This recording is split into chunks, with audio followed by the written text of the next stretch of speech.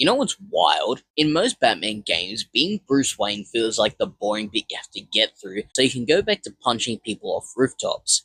In Telltale Batman, Bruce is the boss fight. Not the gadgets, not the cape, not the combat, Bruce. Because every time you're in a room with a billionaire, a politician, a reporter, a criminal, or even your own friends, Telltale makes you feel the pressure of lying with a straight face. And honestly, it might be the most convincing Bruce Wayne we've ever played. So when people rank best Batman, it usually turns into the same conversation. Who's the toughest, who's the scariest, who's got the coolest suit, and who has the best voice. But here's the thing nobody wants to admit. Bruce Wayne is supposed to be the hard part. Batman is the solution Bruce uses.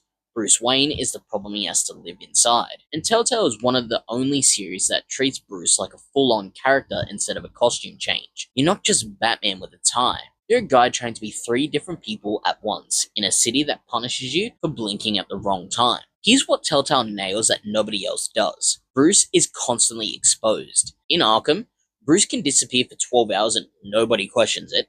In films, people kind of just accept that rich guys are weird. In Telltale, if you slip up in a conversation, the game makes you feel like the room temperature drops. You're sitting at a charity event, smiling politely, and someone says the wrong name or mentions the wrong detail, and suddenly your whole life is balancing on a dialogue wheel. That's the best kind of tension because it's not fantasy tension, it's, oh no, I said something slightly wrong in front of the wrong person kind of tension, which is genuinely more stressful than fighting 20 thugs. And Bruce has to perform even when he's exhausted. The series constantly asks how much of Bruce is real and how much is the act. Because being Batman doesn't just mean punching criminals, it means maintaining a public identity that has to look believable at all times. Telltale makes you act out the PR version of yourself, charming when you want to scream, calm when you want to panic, confident when you're seconds away from falling apart. That's the real superpower, composure. If you want to see why Telltale Bruce stands out, look at how the game treats relationships. I mean, Alfred. Alfred isn't just your mission guy. He's basically your conscience and your limit. In other versions, Alfred gives advice and Bruce nods like, yeah, thanks, father figure. In Telltale, Alfred gets disappointed. He gets tired, he gets scared, and he actually reacts like a person who's watching someone he raised slowly turn into a living weapon. That's why their arguments hit harder, because Alfred isn't mad about the cowl. He's mad because Bruce is changing. And then Lucius. Lucius isn't there to hand you gadgets and disappear into the background like an NPC. When Bruce drags him into the chaos, it has consequences. That matters because it makes Bruce feel selfish sometimes, like he's dragging good people into a war he started. And then, Selina. Catwoman in Telltale is one of the only characters who can look at Bruce and go, stop pretending, I know what you are.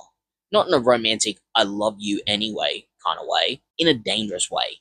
Like she can spot the cracks. That's why their dynamic works. Bruce can't just charm his way out of it. And then there's the part that changes everything. John Doe.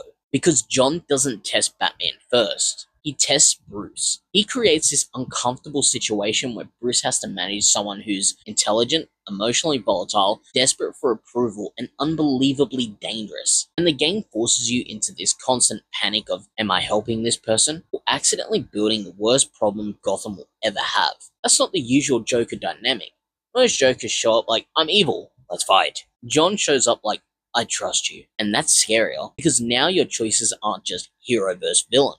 They're influence versus fallout. This is why Telltale Bruce feels different from Arkham Bruce. Arkham Bruce is a machine. He's iconic, he's unstoppable, but in my opinion, he's not as human. Film Bruce is mythic, he's cinematic, but he often feels distant, like you're watching a legend. Telltale Bruce, you feel him sweating through the suit. You feel the awkward pauses, the forced smiles, the I said that a little too confidently moments, the guilt. He's not just cool, he's believable, and that's why he hits. If we ever get Season 3, and I'm still holding on to hope like it's a life raft, here's what I want. First, Gotham remembers everything, not just big choices, small choices, who you embarrassed, who you lied to, who you didn't protect, who you used as a shield socially, who you betrayed by omission. Bring that back later, but in a subtle way. Because Gotham isn't just a city. Gotham is a rumor mill with streetlights. Second, make Bruce pay for the image. If you choose to be the playboy, that should change how people treat you. If you choose to be the serious philanthropist, that should change who trusts you. Give it weight. And third, a villain that attacks Bruce not Batman. Everyone wants a new villain reveal. I want a villain who ruins Bruce's life first, frees his assets, turn his friends, poison his reputation, forcing him to choose between saving Gotham and saving the last piece of Bruce Wayne he has left, because that's where Telltale Batman is at its best. Not when you're strong, but when you're cornered, and that's what the first game did so well to me. So yeah, that's my hot take. Telltale might have made the most convincing Bruce Wayne in gaming, not because he's the toughest, and not because he's the coolest, but because he feels like a guy who's constantly one bad conversation away from disaster, and still walks into the room anyway. That's Batman to me. Now, I need you to tell me this. Which route did you choose with John Doe?